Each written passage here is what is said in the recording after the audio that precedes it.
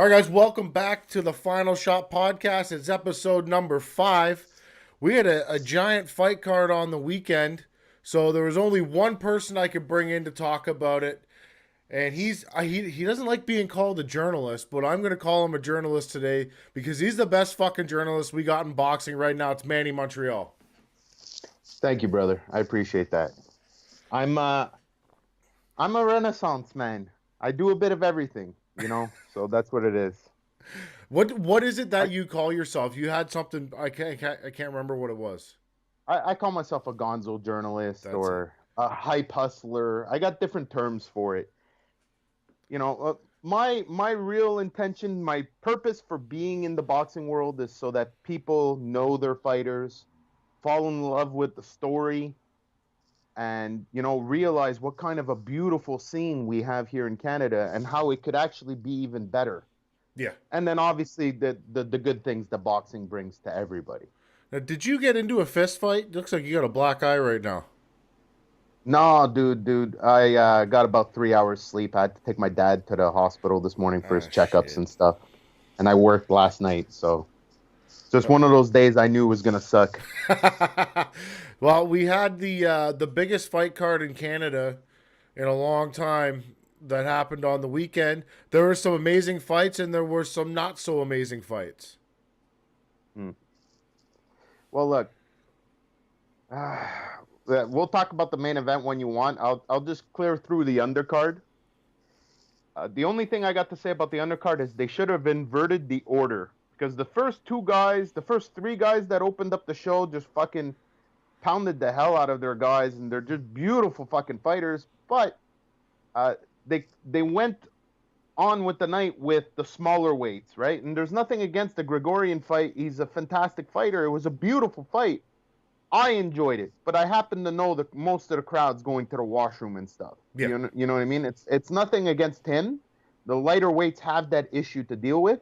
And personally, maybe I would have opened the show with a couple of those guys, the local guy, and then Gregorian, and then I would have moved on to Saradin Akhmedov. You got to check this kid out. It I watched him. I think I He man, whew, he's trouble. gee, go watch this kid's Instagram. Him messing around on the bag. He's Lomachenko. He's Triple G early on. If if he, this is what it boils down to. If he wears a rubber all the time, stays away from bad neighborhoods, and saves his money, we are going to have a world champion, that kid. That's Yeah. all he has to do. The rest is all there. He just has to stay away from, catching something or, paying child support, not not catching a bullet, and he's pretty much going to be a guaranteed world champ. It's insane to say it because the kid's only on his third pro fight, but if you see what I see, you'll understand. Yeah. The other kid I want to mention, Arthur Ziadinov. He's my favorite. Fuck, this kid's so great. This kid's so nice. Uh, this is what people don't realize. A year ago, this kid was living in Russia, didn't speak English or French. Yeah. Okay? Had an okay amateur background, not like some of these Kazakhs where they're showing up with 350 pro fights. Okay? He's 20. He's 20. He's wet behind the ears. It's a year he's here. He's 6 fights in. He's 6-0, 5 KOs, and he speaks English and French. Yes. Listen, we've had this problem here in Montreal with other Arthurs from Russian descent, and I got to give it to this kid. He understands fully well his opportunity ahead of him. He wears the Habs jersey, puts his Russian hat on. It's all part of the deal. He knows to smile. He's no dummy. And it just, on top of that, he's a great kid. So, I watched that fight. I highly enjoy watching Arthur fight. The only knock I had on it is I wish he would pick a better time to switch his feet. look, here's the thing. He's still raw, and I think that fight proved it. Yeah. Nothing against him, but to give you an example, that was a light heavyweight fight. The guy he fought actually fought at super middleweight a couple fights ago against one Montrealer here, and the Montrealer put him out at Oh. super middle. Now this went the distance at light heavy. Now, like I said, it's nothing against Arthur. It has more to do with the fact this guy fought a guy 2 years ago that had 20 fights. Yeah. You get what I'm saying? And now here he is fighting a kid with 6 fights. So it's the progression of this guy's career is accurate. It's not, Yeah. you know, it could, in my opinion, skill-wise, this guy was maybe a bit more than he was ready for. Like, this fight would have gone entirely different a year from now. Yes. You feel me? Yeah, yeah. So it's just a question of that. You know, they're probing, they're testing the waters. They want to know what their guys have. Ida Tiger's big on that. They will test their fighters. They're not scared to do it. And I think it's important when you got a roster as deep as theirs. I agree with that. One quick mention, by the way, Nurzat Sabirov. They call him the Wolf. Yeah. Here's the thing with these Kazakhs, okay? Quiet, polite, unassuming. Yeah. You know, nice. They finish their sentences with "sir," even though I don't deserve it. You know what I mean? Yeah. Like, just really good kids. And then you see them fight, and they're so freaking violent. Nurzat's a killer. Go watch his fight. Go watch the knockdown. He is going for destruction. That punch, the entire punch in slow motion, you just hear the word destruction. It's evil stuff. The kid's just mean as hell in the ring. On the outside, they're super great guys. That's what's weird about it. Well, I remember you telling me about the Kazakhs before, and then as they're walking around, I'm like, who the fuck is this nerd? And then he just came out and obliterated. Like, they're nasty. Yeah, no. When it comes to getting down, they will get down. Yeah, I enjoyed the Kazakhs. They're fun to watch. The whole undercard was great, to be honest. It was one of the best undercards they've had in a while. All the fights were solid matchups. Yep, they're all tough fights. Your boy Ulysses looked fantastic. Yes and no. Here's the thing. To a guy like me, that was perfection. Okay? Can you imagine being his opponent, okay, who was active the entire 10 rounds, threw punches the entire 10 rounds? And when I say this, I'm not saying this just because I'm a big fan, okay? But he didn't land anything. Nothing. In 10 rounds, elbows, gloves, you know, over the shoulder, side of the neck, air, gloves, elbow, air, gloves, elbow, you know, rinse, repeat. 10 rounds of that. I don't understand how this guy didn't just take his gloves off in the middle of the ring, kick him into the crowd, and leave. Yeah, it would have been frustrating. Fuck, 10 rounds. He kept throwing punches. Go look at the punch stats. It's insane. He threw something like 800 or 900 punches, and his land percentage is like somewhere around 10%. And I personally think they were being, you know, generous with the guy. Yeah. And it's nothing to knock the guy because the guy's 25-0 with 20 KOs. You know, even though people were criticizing some of his opponents, it was mostly back home in Venezuela and blah, blah, blah, blah, blah. Bottom line is this. He still has 25 fights. Yep. Ulysses is on his 17th fight. You know what I mean? This guy's got a whole 10 fights more of knowledge. And Ulysses made him look like an amateur. It looked... The reason I was saying it was kind of bad is because the crowd doesn't always know what they're watching with Eve Ulysses. Yeah. You know what I mean? It's nothing against them, but they're not educated. You know, it's what my problem was with the whole Claggett fight. I feel like if people were more educated, I wouldn't have been the only one, you know, burning down the village type thing. I was going insane, and the biggest part of that was because people didn't understand why I was. Yeah. Now, like I said, he's not obviously a fan favorite for action, you know, if you're just there for knockouts and you're a UFC fan and, you know, monster trucks are your thing. But if finesse, beauty, skill, this is as close to Mayweather as Canada's ever come. This kid is that good. And like I said, I wrote an article and I did some work on the Fight City and all my videos and stuff last week. I did a whole big thing on Eve Ulysses. And it's because I truly believe that even though in his weight class right now, it's nothing but killers, I still think he becomes world champ. And that's, you know, it says a lot about Eve Ulysses. Plus, on top of that, I mean, he grabs the mic after the fight and calls out the crowd. I don't know if you got to watch his walkout, but he came out to Make Your Mama Proud by 2 Chainz. Yeah. And he made his mom walk out in his old ring attire. Now, I love his mother. She is the type of woman that if she met you, okay, she'd invite you over to eat. Yeah. Okay, she's gonna sit you down and cook you something to eat. She is. I hate to use the stereotype, right? But when you think of, any African American movie where you see the stereotypical mama, Yeah. right? She's the stereotypical mama. It's the craziest thing. She's the sweetest lady. She comes out wearing. He's got this whole gladiator outfit he used to wear. So she's wearing the fur and the Ulysses shirt, and she comes out, and the crowd doesn't even have any clue what to make of it. Here's this woman who's.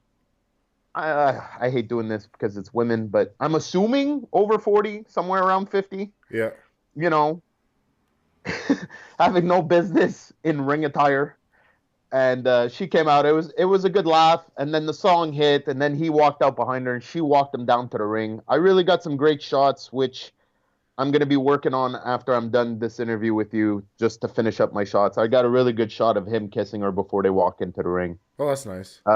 Yeah, no, it's a really sweet thing, and the kid understands what he's playing up to, and the crowd knows they're in for something different. Yeah. You get what I'm saying?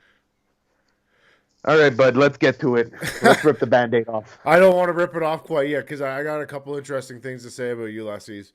Go ahead. I found that fight very interesting, seeing as how he was outreached and outsized in the vertical department. Normally, like when we see Ulysses fight, he's very heavy on the footwork.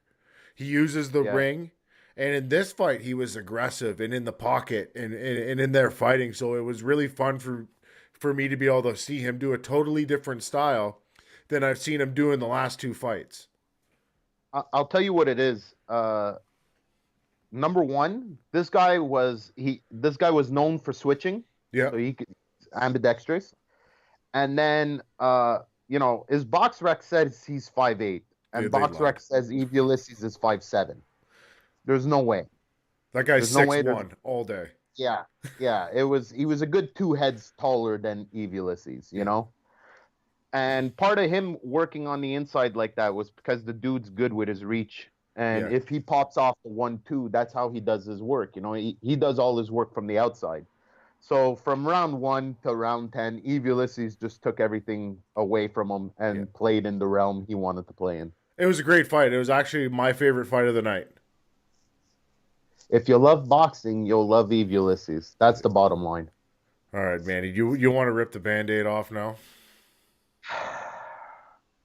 Yeah. Simon Keane versus Adam Braidwood. Okay, we'll start with the positives. Yes. Okay? That people forget to fucking look at when it comes to this shit.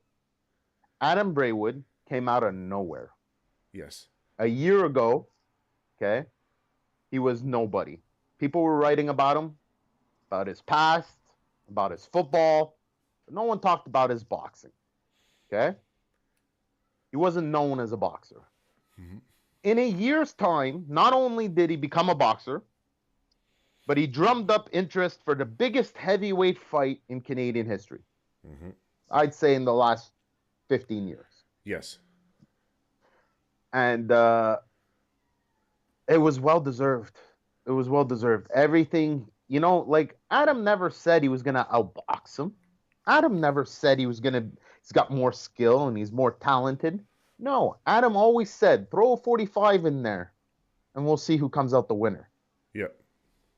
I told everybody I didn't want to make picks for this fight because when you're dealing with two men of 250 pounds, 6'5" plus each, okay, when we're in some fucking WWE realm here where shit don't make sense anymore, yeah, one punch will change everything, okay? There's no way that fight was going to decision. And whoever got to their gun and pulled the trigger first was going to win. Adam didn't get to his gun first. That's all it boils down to. I still stick to my words that if Adam would have landed a clean shot, Simon Keane would have went down. Yes. Now that we got all that out of the way, here's the thing. Simon Keane finally got to show that he's a good boxer. He showed that he can fight. The guy that Simon Keane fought before Adam was a better boxer than Adam. Mm-hmm. skill-wise, experience-wise, better boxer than Adam. Yep. Okay, maybe not physically fucking in shape, because the guy walked in like King Hippo, but his knowledge and his IQ was way up there. And Simon had a tough time with him. Yes. You know what I mean?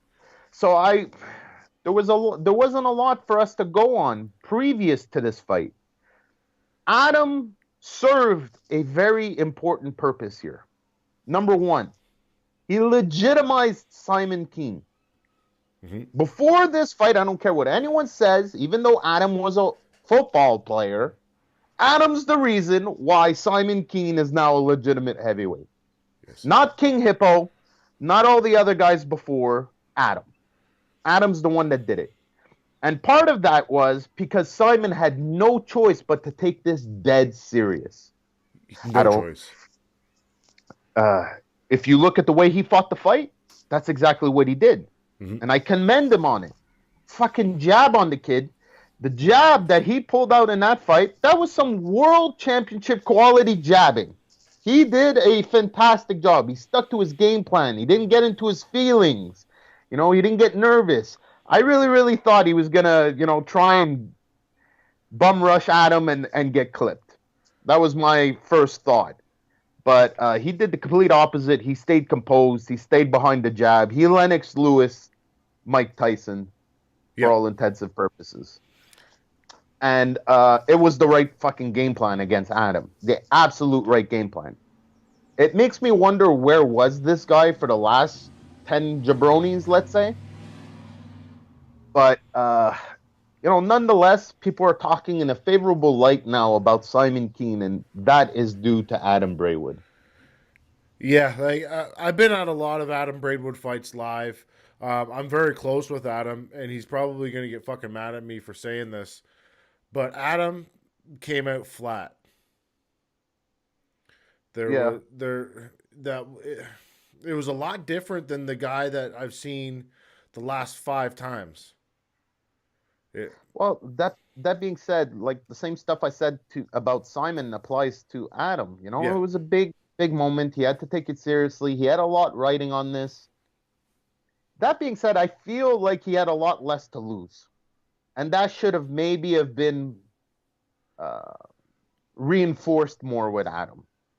You know what I mean? Just like reassurances that the future will be fine no matter the outcome. And here's the worst part, right? Here we are on the other side of a knockout loss, and I can confidently say everything's going to be fine. Oh, yeah. You know, my biggest fear was that somebody would get really hurt in this. Like I said before, when you're talking about 250 pounds apiece, there's 500 pounds plus in the ring, and, you know, it gets dangerous. Yeah. Adam knows far too well that it could be a very dangerous thing.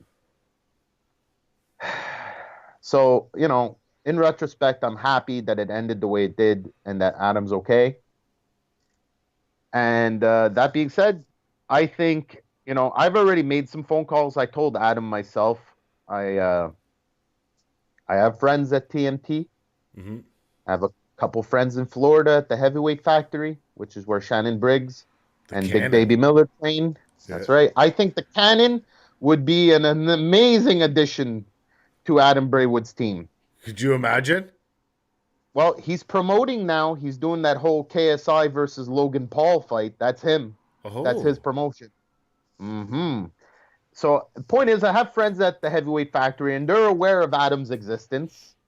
And last but not least, I also been bothering the MTK guys and Tyson Fury. Yeah. Tyson's looking for some bodies. He's getting back in the ring in August, and I know there's paid sparring going on. So, and England being one of those countries Adam can actually go to, you know, I'm really hoping something like that pans out for him. I really think that's all he needs. He needs 6 months to a year's worth of serious work. Not that he wasn't doing serious work before, but it requires a budget and it requires a little more than what he had before. I know he made a bit of money off of this, but paid sparring would definitely make things a lot easier. Yeah. And would give him an opportunity to learn, you know, off some greats.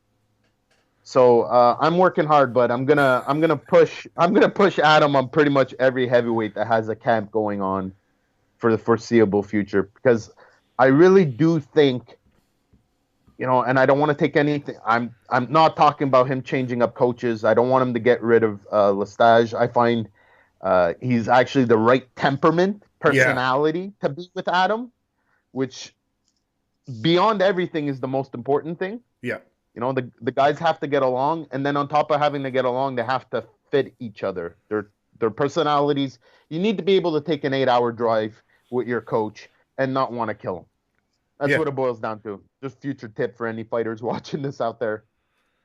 And I think Rick Lestage is the perfect fit for Adam.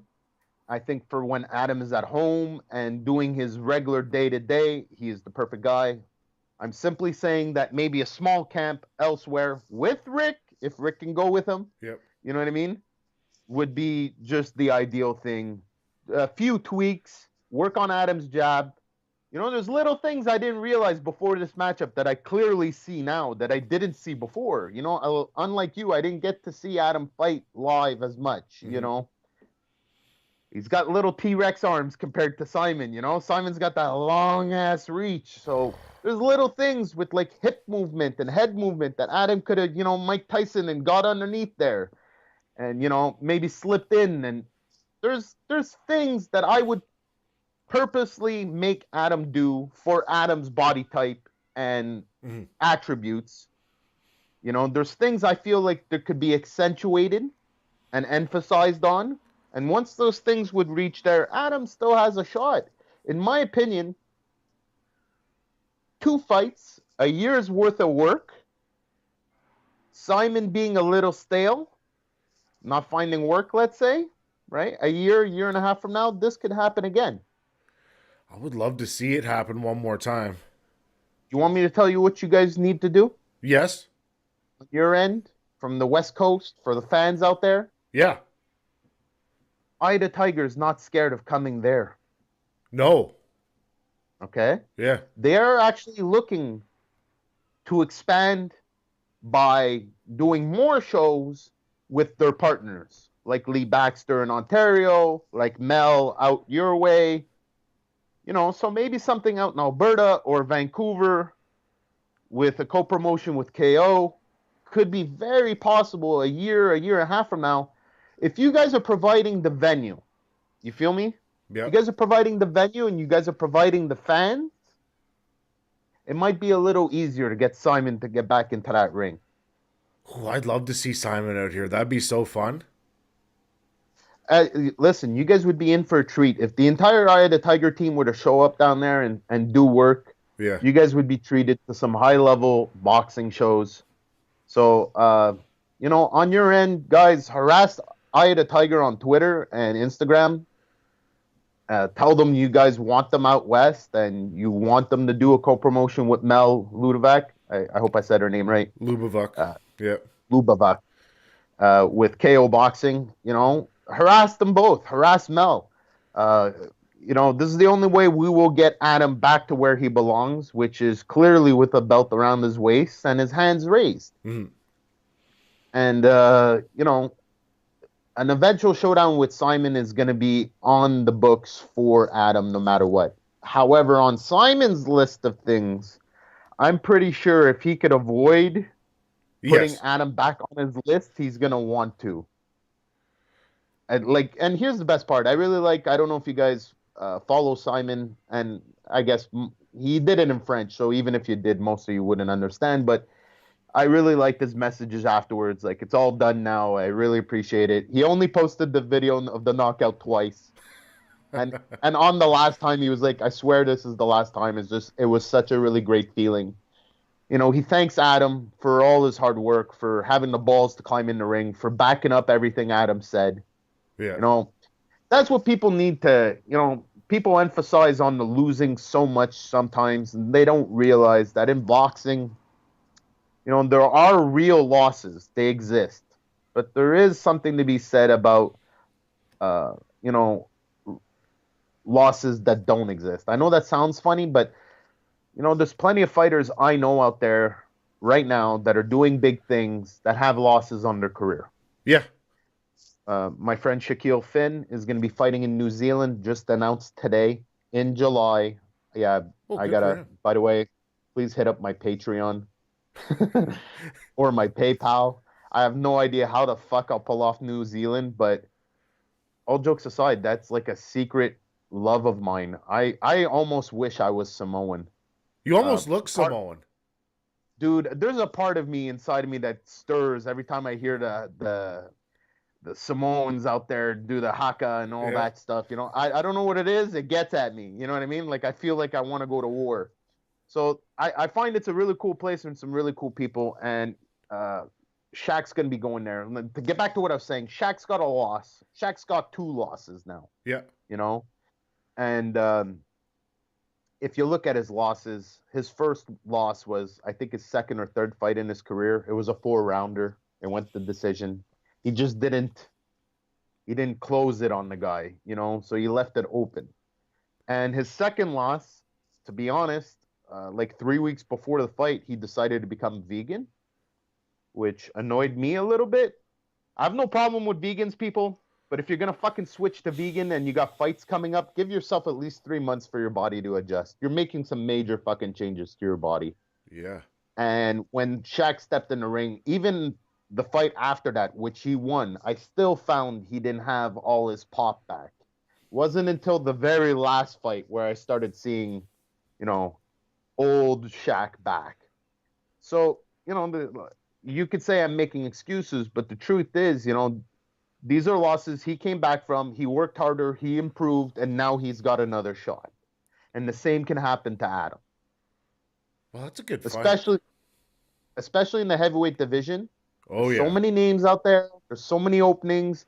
A guy that can talk, that looks the part, that can actually put in some rounds, will get work. Yeah. Um, with you being in Montreal and with all the stuff that was going on, these live workouts, the press conference, I believe you were at almost all of them, right? I tried doing everything. There was some stuff in Shawinigan like the day before a press conference. I was like, no. I didn't do the weigh-ins because they were going live. Yeah. And here's the thing, I gotta thank my fans while I'm on here, whoever ends up, you know, any of my fans that watch this. But basically, they paid for the trip, but $10, $20, $30 at a time, you know, through my PayPal and through my Patreon. Guys sent me money, knowing I wasn't gonna have enough to go there.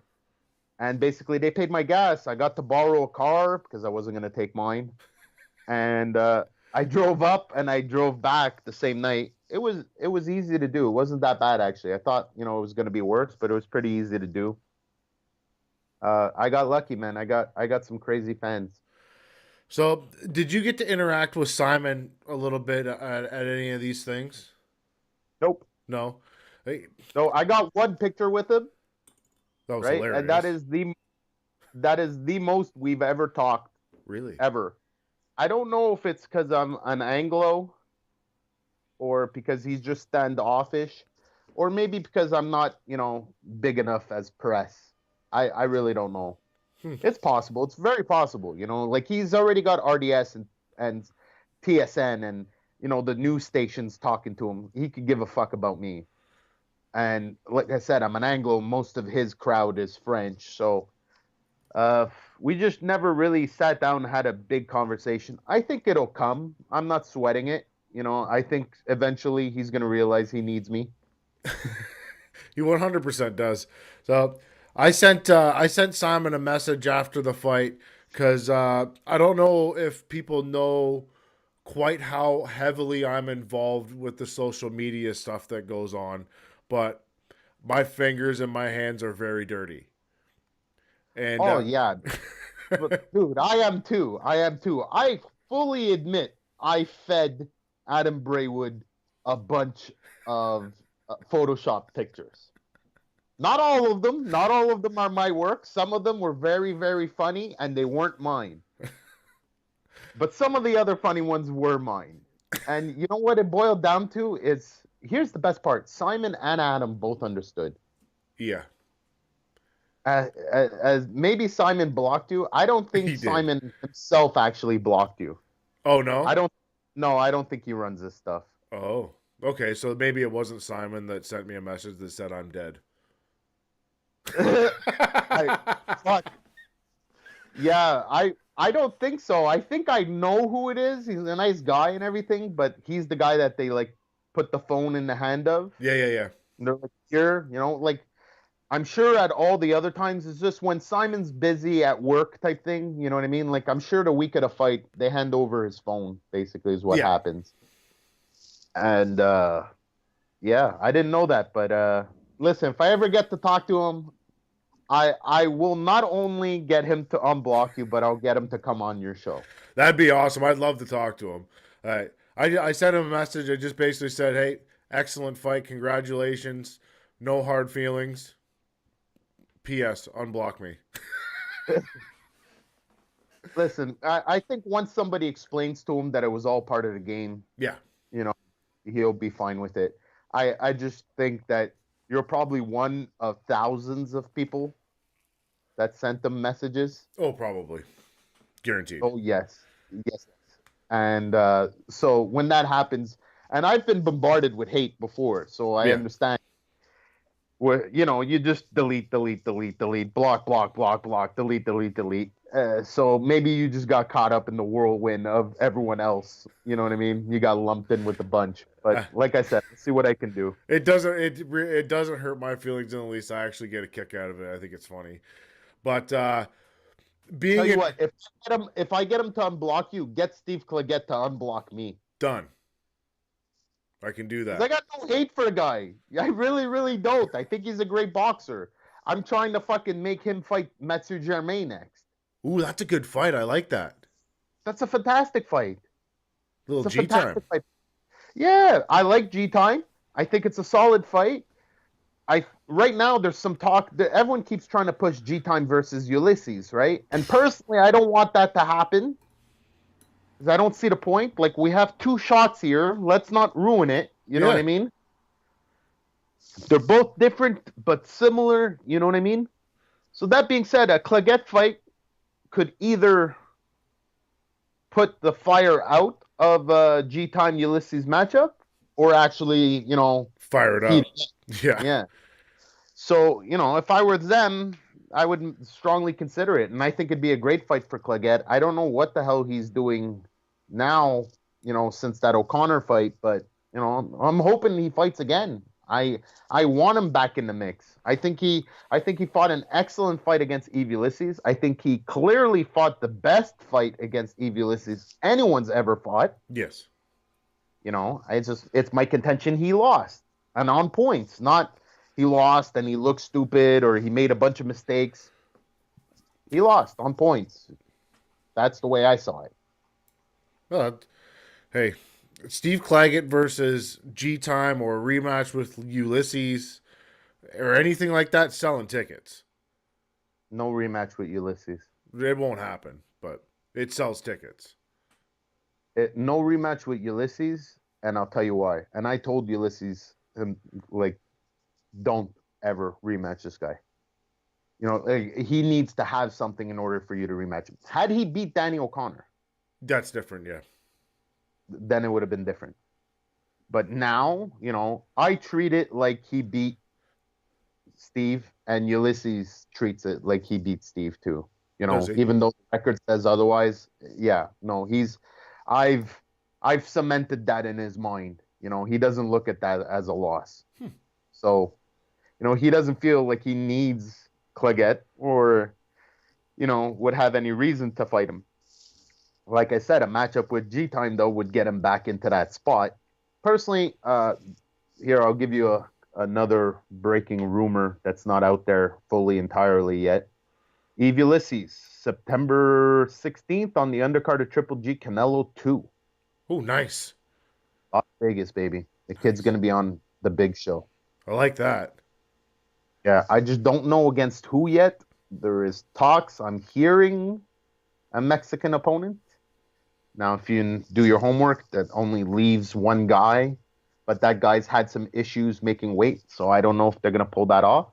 Personally, I've been messaging Danny O'Connor and his team, Dropkick Murphys, Yeah. to to try and like squeeze yourself in there. Like fuck it, man. Go bring your belt over there. You know, like the guy that I'm talking about, the Mexicans, Ramirez, and there's talks of him fighting someone else. So, like I said, it'd be really cool for Ulysses to get a belt, but Ramirez would be an even bigger win name wise. Yeah, 100%. The G time stuff with Steve Claggett's interesting because G time fought Cam O'Connell, who is Steve Claggett's sparring partner. Okay, So I didn't know. there's a common thing there, and I'd love to see that fight. Listen, it's I'll watch Steve Claggett fight anyone. Yeah, he's fun. He's fun. He puts down pretty work. It's as close to Eve Ulysses as I've ever seen. That is 100% fact. Yeah, It goes to the body. It's old school. He's smart. He's technical. It's pretty. And he's got balls. He'll take a shot. he doesn't back He'll take down, a does shot. he? No. Bless him. Yeah, You know, like I know he's blocked me and everything, but seriously, bless him. Like it's just here's the thing. What people don't realize, as much as I love Eve Ulysses, okay? If I thought Eve Ulysses lost that fight, I would have done and he would have won it. I would have done the complete opposite for Claggett. but Okay. that's something to say. Well, fuck, It's true because though. it's not about Ulysses. I didn't have a hard on for Ulysses before this. You know what I mean? It was just I was a big fan of Ulysses. I was a big fan of Claggett. I knew this was going to be a fucking crazy matchup. You Yeah, know what I mean? And then when it came down, it just didn't make sense to me. When I heard the results, I was like, "What?" You know what I mean? And that rarely happens to me. It might happen to other people, but it doesn't happen to me. You get what I'm saying? So that's what gave birth to it. You know what I mean? So if it would have been the shoe would have been on the other foot, and I thought Claggett would have won, and I would have been like, "Fuck, Ulysses lost," and they read the scorecards and Ulysses won, I would have been like, "Ooh, hometown cooking."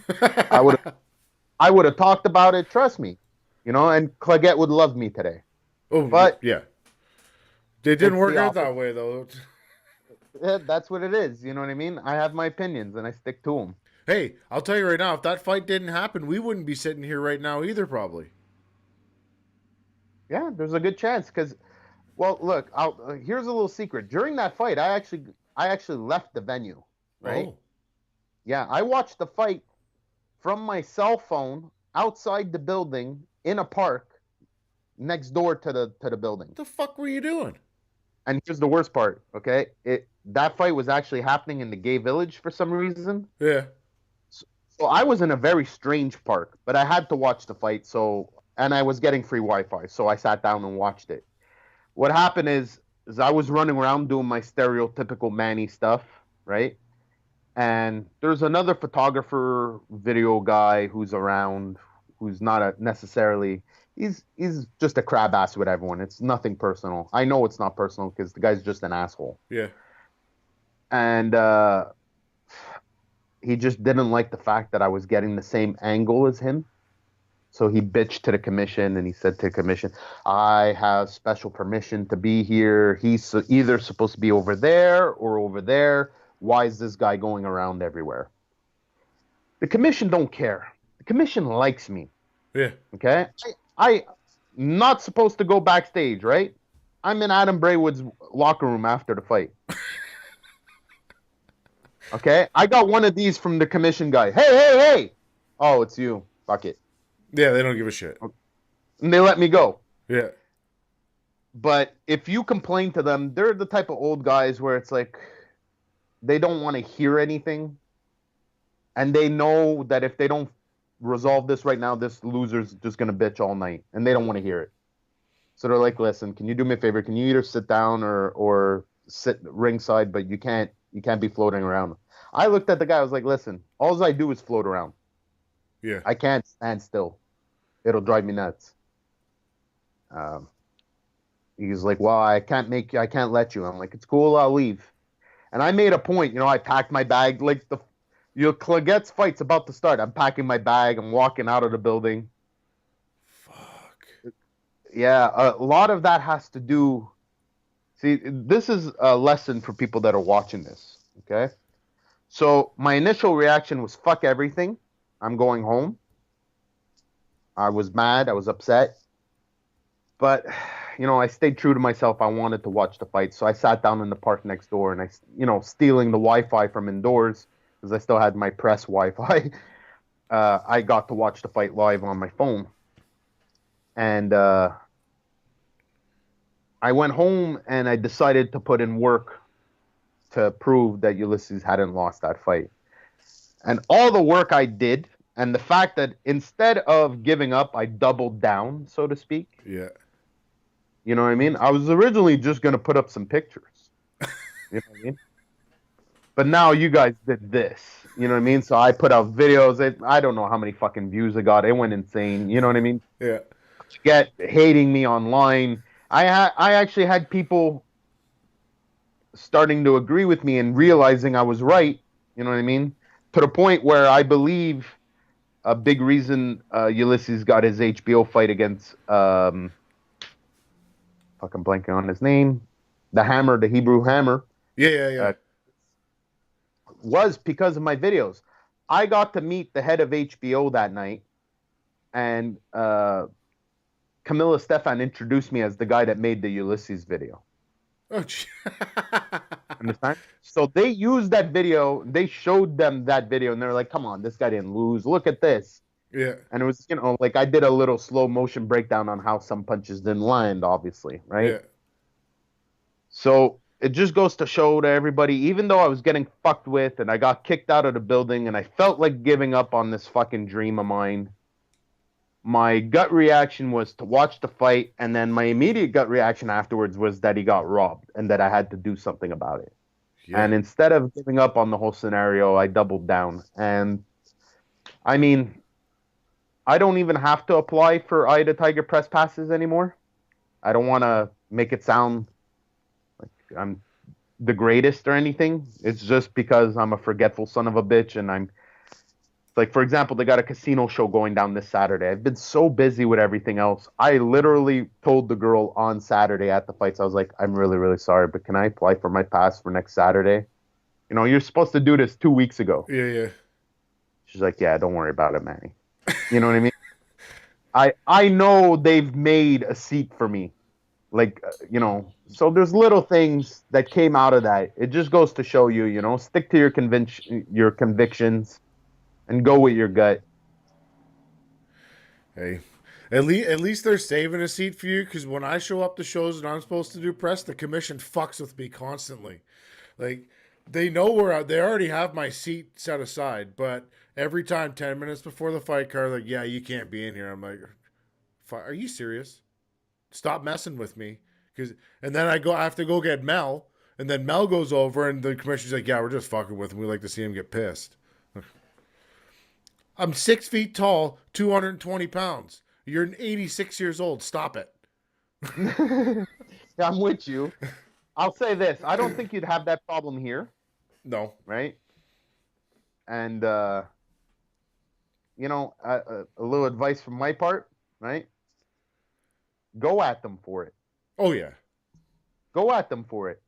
I think if you start talking about the commission regularly on your show, maybe they're gonna start, Maybe we'll be nice to this guy from now on. Listen, you can get more with honey than you can with shit. Okay, 100%. So part of the reason I'm good with these commission guys is because I actually know some of them boxed. I can walk up to them and be like, "Hey, I was looking at your box rec. Fuck, you fought so and so. That was pretty cool." And just get a little nostalgia with these older guys. You're good. Most of these older guys are actual boxing fans, so there is common ground to talk. You know what I mean? And obviously, just chit chat, dude. Just chit chat. That's my suggestion to you. Get to know these guys, because in the end, they're just grumpy old men. It's exactly what they are. Yeah. Great movie, by the way. Yeah, great movie. It is a great movie. All of them. Last week I was talking to Scotty the Bulldog Olsen. You know who he is? Remind me. So Scotty It's got Olsen, he was in the representing Canada in the Olympics in 1988. yes, yes. I So know who he is. very cool guy. He had some very interesting stories. But the one thing that I picked up was that we have some of these legends in Canadian combat sports like Ken LaCusta, Scotty Olsen, and the list can go on and on and on. But somehow people tend to forget, and I don't like that. Listen, I've been saying, right, Canada needs its own roots of fighting, Yes, right? Just for like some old school guys. Look, if you're from Canada and you're into boxing, there's some names you need to know. You yes, need to know. It's there's names you can obviously, time will pass and we'll forget. But like people don't know who Sam Langford is. Historically speaking, you know, there's Ali, Jack Johnson, and I'd say Sam Langford. If you want to talk about the trinity of the birth of the heavyweights and the boxing in North America, mm-hmm. Sam Langford, a guy from Nova Scotia, is quite possibly the greatest heavyweight of all time. Mm-hmm. All time. And we will never know because, he wasn't like Jack Johnson. He wasn't lucky enough to fight white boys. But as far as black boys go, and Jack Johnson, including Sam Langford, was the baddest motherfucker on the planet. Yeah, And, he's from Nova Scotia. Then you go New Brunswick, you got Yvon Durrell, the fighting fisherman. Okay? Some of the baddest, hardest, old school fights. You want to see some fucking mean shit? Go look at Yvon Durrell. But he doesn't get any love. I think a fighting fisherman shirt would sell like hotcakes. People just need to be refreshed. You get what yeah, I'm saying? yeah. We have a legitimate historical cultural icon in Sam Langford. Okay? I'm gonna say it once and I'm not gonna repeat it. He's got a really shitty nickname. Okay? The Boston Tar Baby.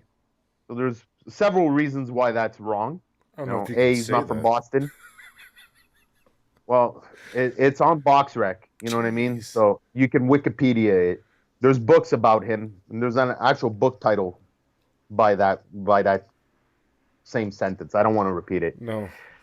but he's got some other really cool nicknames they can work with. You get what I'm saying? I'm not saying they got a whitewashed history and make everything seem rosy and like his life was great. Because part of the beauty of his story is how tough his life was. Yes. You know what I mean? People need to accentuate that. We need a little emphasis on that. I'm a little sad because fuck man, our prime minister, as much of a dork as he is at least a boxing fan. You know what I mean? How the fuck is Trump pardoning people? Like there should be an arena built for Sam Langford, a statue somewhere, something. You get what I'm trying to say? Yeah. This is why people don't know these names. Nobody You talks know? about it. No, man. We've had guys with fight against the biggest guys in boxing. Okay? You name the era. Okay? Canada's been a part of it. Yeah. You name the era. Canada's been a part of it. That's the absolute truth. The 70s, the 60s, the 80s, the 90s, we've always taken part.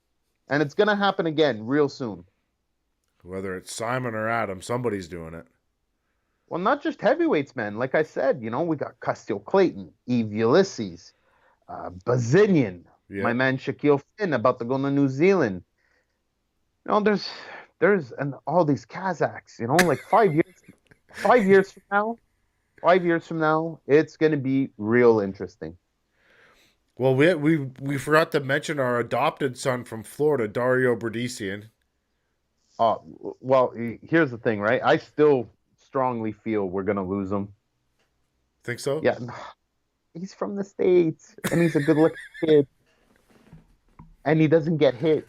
Yeah. You know what I mean? It's like, fuck, I just know the offer's going to come in. You know what I mean? It's going to come in. It's going to be a main event or a Golden Boy or a Showtime, but eventually he's going to break through. What's great about him is that I truly do feel that no matter what happens, he will keep love for us. Yes. And I truly do think he'll keep coming back here, no matter what happens. But like I said, that kid, yeah, him and his brother. His brother just announced the fight as well. He'll be fighting on the Pascal Bosse undercard. Just put that out there, July 28th in Laval. Uh, for those of you that like knockouts and that like grittier fights, Bruno's your man. Bruno's dope, man. He bangs people out. But I'll tell you, Manny, what I'm secretly hoping for is Dario has himself a hot little French Canadian girlfriend now. So I'm hoping that he can sneak one by the goalie, and then we lock him down here in Canada. Oh, jeez. Oh, jeez. Dario, I have no part in this. I did not wish that on. What's wrong with you? Oh, jeez. Oh, no, no, no, no, no. Maybe later on. Maybe later on. Sure. But Yeah. not right now. Not right now. I'm not a big fan of this. There's a couple fighters out here, young fighters that just had kids or are having kids. And I love these guys, right? And I know them well, and they're young, right? It's nothing. Some people are ready at 20, okay? Yeah. When you're trying to become world champion, Yeah. you No. got a lot on your plate, okay? And a crying baby and a wife that's going insane. It can be a lot. I've seen people go through the hardships of baby. You know what I mean? I've been there. Yeah. So that being said, I don't wish that on Dario just yet. You know, how about let's hope she makes it a couple years, and then we can talk about it, okay? Okay. Because Well, let's all remember Dario is a very good looking guy. I'm scared a Canadian promotion won't have enough to hold him down here. The same thing could be said about women. Uh, you know, a couple years from now, I don't know who the major pop star is going to be, but might see I expect Dario with her you're going to see Dario on TMZ. at This some is the point, thing. 100%, You're or going to a, see him on TMZ. or a world It's star. going to be like Miley Cyrus peeling out from Dario Berdician's driveway. It's 6 a.m. Some weird stuff. You know what I mean? Yeah. Something weird will So happen. He's yeah. got a So personality too. That's why I like to keep him here in Canada. He's a great personality for boxing, and technically he's unsigned. for all intents and purposes, he is unsigned. But here's the thing, right? If you followed his career, he's fought in Germany, Yeah. right? And you know, maybe there's a Manny, you know, uh, a Manny Germany out there who misses Dario and was hoping Dario wouldn't leave Germany. You Maybe. get what I'm trying to say? Yeah. So uh, he's got a really good team behind him, and even though he's unsigned, it's not like he can't find work or get on shows. Oh, it'd be easy for him. Yeah, so for, like when we say unsigned, there's guys that are unsigned. That usually means they're in for a bit of a tough time getting fights, but Yeah. it's not the case for Dario. No. We can wrap this thing up, but Manny, I did get a fan question for you actually, Oh, and surprise, surprise. the fan wants to know, why do you have so much fucking hair all over the place? Okay, well, this actually fits into. I actually been receiving. I got a couple messages on Instagram, people telling me to cut my hair and shave my beard and stuff. Here's the thing, okay? Once upon a time, I'm 38 years old. I know some people are surprised by that, and some people aren't, but whatever. I'm 38 years old. I've had a very interesting life. There will be a book one day, but I didn't always do this, and I once chased the dollar more than anything else. So I had money. I used to get it used to cost me $45 twice a week for a haircut and a shave. Wow. Twice a week, I would go in and get a shave. I used to go get massages every week. I used to box 6 times a week, and then I had a personal trainer, and there's a bunch of stuff I used to do. You feel me? Yep. Then my life changed. For all intents and purposes, most of my real friends are either dead or doing life. So Made some major changes in my life. After running out of money and bailing whoever I could bail out and helping whoever I could out, I was pretty much left with nothing, and I ended up having to get a regular job, which I've done before. I've been a bar manager, I've sold cars, I've sold houses, But the economy was a bit different at the time, so I ended up getting a job with a name tag type thing. Okay. And I went through a couple years of that in order to get through some bills.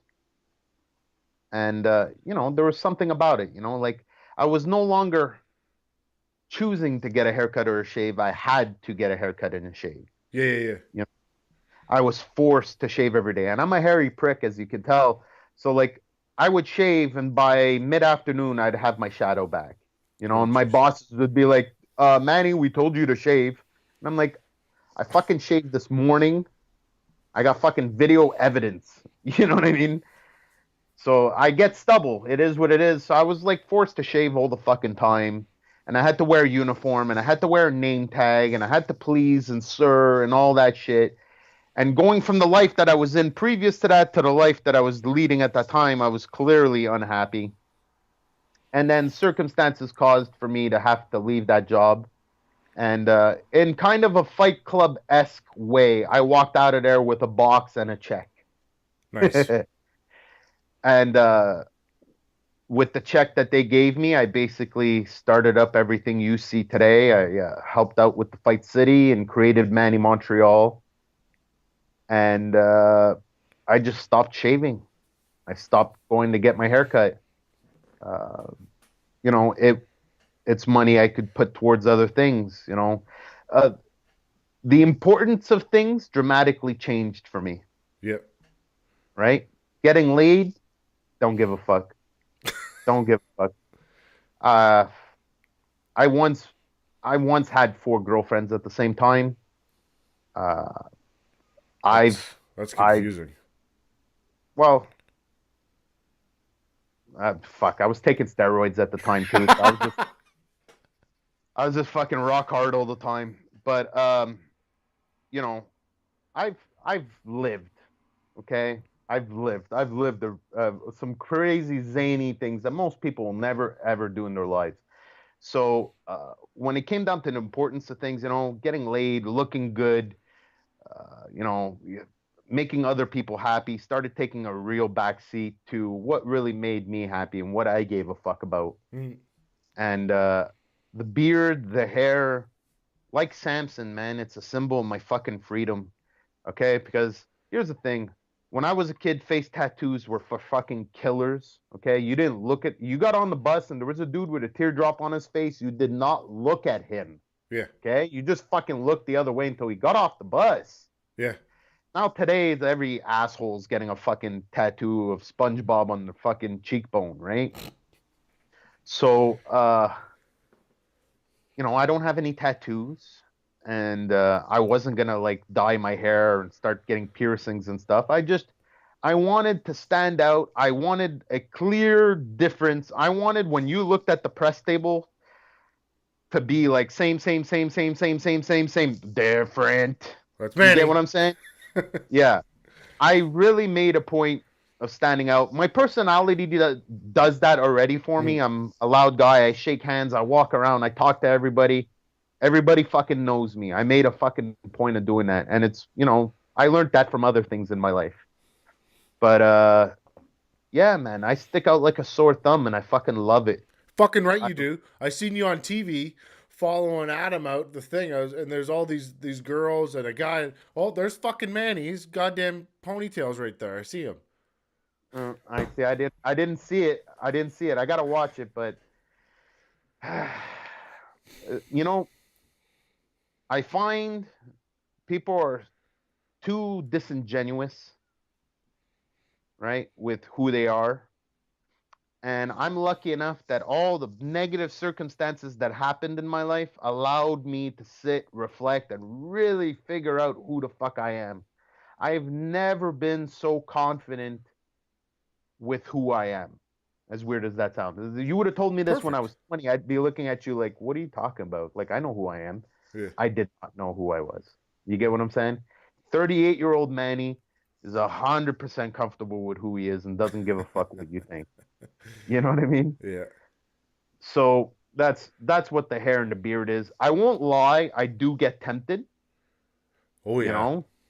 I get tempted because it's pretty scraggly right now. I do get tempted of cleaning it up a bit. Yeah.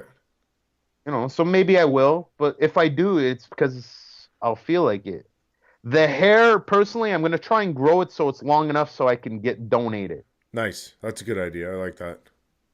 Hey, look, the other thing is I'm 38, and most guys my age don't have all their hair. Yes. Okay, so my whole life I shaved my head or I had like a crew cut. Yeah. My whole life I never grew my hair out. So here I am. I don't have a boss anymore. I'm in charge of myself. Uh, Nobody's gonna die, and no one's gonna get in trouble or do anything illegal. And I'm having fun. You get what I'm saying? So I let everything go. If I can get 12 inches out of my hair, it'll be something that I never did. That's the way I look at it. I never grew my hair out, so I wanted to. This is my opportunity. Maybe life and circumstances, maybe my dad will get sick and I will have to go get a desk job. You know Yeah. what I mean? And when I do, I'll fucking chop it off, I guess. You know what I mean? But until then, right now, I'm still riding high on this Manny wave, so beard and hair it is. Well, you do a great job, and I think half of the allure to what you do is because you grind so hard. Because for you to make $10 off of what you do is it's tough. Yeah, it is. It's tough. Well, But look, I don't get money off of YouTube views. no, The truth is, I get a little bit from sponsors, and then the majority is fans. see, I get money from sponsors. Realistically, I don't do this for money. No, me neither, but, I want to keep doing it, is what it is. Yeah, you gotta. Eventually, at some point, my wife is gonna barge in here after 3 years, and she's gonna say, "You either got to make money from this fucking show, or you got to stop." Because I've got, I don't know, a couple $1,000 maybe wrapped up in it. It's nothing crazy. No, no, But listen, me neither, but if you magically got 10 grand tomorrow that you could spend, you and me both know there'd be a few little upgrades. oh yeah, I would go out and buy a better camera right away. So there you go. You get what I'm saying? Yeah, but I take pride in what was the Spice of Life podcast and now has transformed into my own show. But episode 35, I believe we first had Adam Braidwood on the show, Okay. and then it branched into him coming on once a week. This from episode 38 and on. So I take a lot of pride in what he's been able to accomplish over the last year and a half too myself, because it's been a lot of work. And so kudos to him. Kudos to Simon Keane, who came out and fought an excellent fight. And let's wrap this fucking thing up, Manny. We're getting all weird on this now. You know what the thing is, dude? It's my one strong point is my one major negative point. I can talk for days. I know you can. That's why I like it when you come on. Look, bottom line is this, people. If you're writing Adam Braidwood off, good for you. Don't ever fucking come back. Yes. And a year and a half from now, you and me will be laughing at all of them. For those of you that stick around with the boogeyman, the best is yet to come. And that's all I can say about that. All right, let's wrap this fucking thing up then. Guys, I didn't do sponsors at the beginning of the show, but Buds and Leaves, go over and get yourself a Buddha stick. I know Manny's smoking something over there, probably helps you out with inflammation and pain, but you can go over to www.budsandleaves.com and you guys can purchase that same stuff that Manny has or a Buddha stick. It's a CBD. You can get the CBD capsules too from Buds and Leaves, or you can get the Smile spray, which you can get this in THC and CBD. We're also brought to you by Monster Headphones. They're the best headphones in the business. Go over to www.monsterstore.com and get yourself a pair of Monster headphones. I recommend the iSport earbuds because they're waterproof. If you like to go to the gym, like myself, I don't know if Manny goes anymore. Probably not. Yeah, I think he's too busy fucking taking pictures and doing crazy boxing shit on the internet and doing YouTube videos. But yeah, you can sweat in them and they don't blow the speakers out of them. We're also brought to you by Box Runner shoes. Sorry, I used mine the other day in a sparathon. I did 12 rounds, so they're a little wet. But www.boxrunnershoes.com. Get yourself a pair of Box Runner shoes. They're the best boxing shoes in the business. They're lightweight, breathable, and you can train with them outside. Some of those CrossFit fuckers, they like to use those too. I'm not into that CrossFit stuff, but hey, if they're using the shoes, good on them. Manny, where can the people help you out and get your ass over to New Zealand if we got to get you there? Dude, New Zealand, Atlantic City, and Las Vegas. That's on the wish list right now, okay? Las Vegas for Eve Ulysses, Atlantic City for Elidor Alvarez, and New Zealand for Shaquille Finn. Guys, Patreon, Manny MTL. PayPal, Manny Montreal. Twitter, Instagram, Facebook, YouTube, thefightcity.com. You can find me everywhere. And that's the final shot.